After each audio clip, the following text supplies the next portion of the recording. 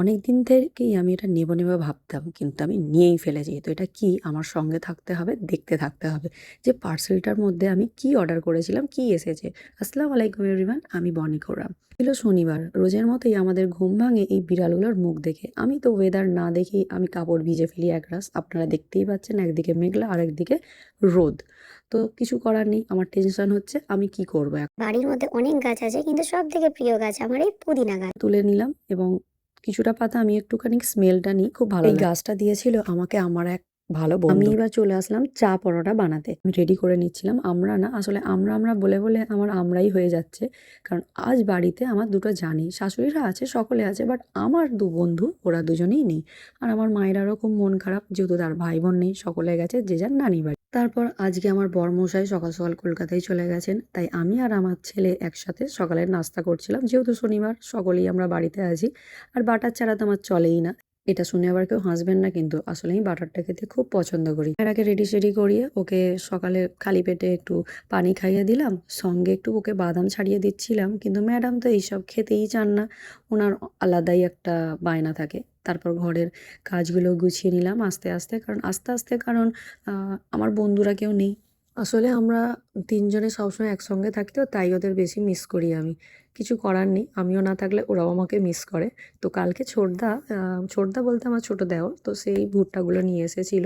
কি একটা নাম বললো, এটা ভুট্টা বলেই জানি, কিন্তু আলাদা একটা কিছু নাম বলেছিল, আমার এখন মনে পড়ছে না। তো তারপরে আমার মেয়ে এই দেখুন, পায়ে সক্স পরে থাকে সারাক্ষণ। সারাক্ষণ না, বিশেষ করে রাতে শোয়ার সময়।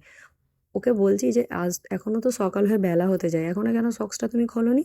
ও ওর নিজের আলাদা লেভেলেই থাকে, যেহেতু ও পাপা কি পারি না। এই যে সক্স পরাটা ছাড়ার কোনো যদি উপায় থাকে একটু আপনারা বলবেন তো আমাকে। আর এই কাঁঠাল কারা কারা খেতে ভালোবাসেন আমাকে কিন্তু অবশ্যই কমেন্টে জানাবেন। তারপর মায়েরা গাছ থেকে পেয়ারা পেরে নিয়ে এসে আমাকে বলছে যে এইবার আমাকে চাট করে দাও। আল্লাহ, এ এত মানে টক ঝাল খায় যে কি আপনাদের বলি, মানে বলা যাবে না যে এ কি ধরনের।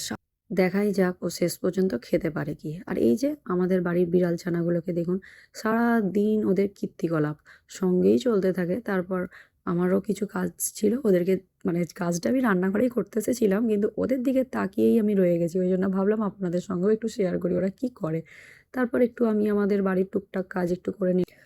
কাজ করতে করতে মনে পড়ে গেছে যে আব্বার হাতে লাগানো সেই গাছগুলো কেমন আছে, তাই দেখতে চলে এসেছি যে গাছে উচ্ছে করলাগুলো কতটা বড় হয়েছে।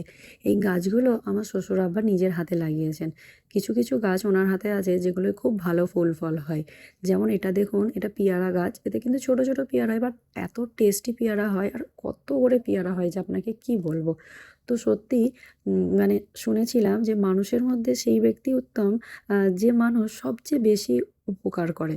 তো আব্বাও তো এই ভালো ভালো গাছ লাগিয়ে আমাদের উপকারই করছে, বলুন আপনারা। তো এই গাছটা এত মানে ফল হয়েছে যে ও নিজেই অর্ধেক দিকে হিলে গেছে। আমার শ্বশুর আব্বার হাতে এক আলাদা রকমেরই জাদু আছে, আর এই জায়গাটা আমাদের তিনজনের খুব প্রিয়। সারাদিন টুকটাক সব কাজই মিটে গিয়েছে, কিন্তু তার মাঝেও আমি ওদেরকে খুব মিস করছিলাম।